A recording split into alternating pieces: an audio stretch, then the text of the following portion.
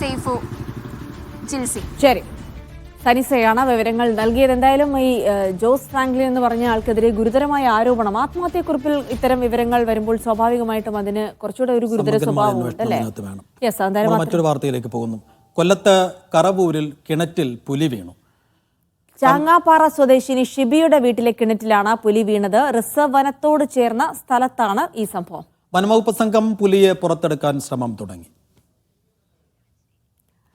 Lijo Rollins വിശദാംശങ്ങൾ നൽകും. ലിജോ, നേരത്തെ തന്നെ പുലിഭീതി നിലനിൽക്കുന്ന ഒരു ഏരിയയാണോ ഇത്? ഇപ്പോ ഈ പുലിയെ പുറത്തെടുക്കാനുള്ള ശ്രമങ്ങൾ എങ്ങനെയാണ് വനംവകുപ്പ് നടത്തുന്നത്?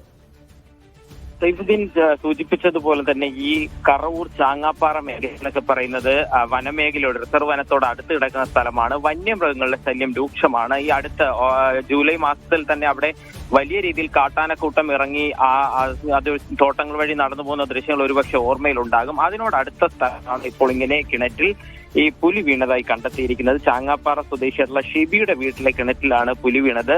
വനംവകുപ്പ് സംഘം അവിടെ എത്തിയിട്ടുണ്ട്. പുലർച്ചെയോടെയാകാം, കാര്യം അതിന്റെ ഒരു ആരോഗ്യവും മറ്റു കാര്യങ്ങളൊക്കെ അവർ നിരീക്ഷിച്ചതിന് ശേഷമാണ്. പുലർച്ചയോടെ ആയിരിക്കാം ഒരുപക്ഷെ പുലി വീണിട്ടുണ്ടാവുക.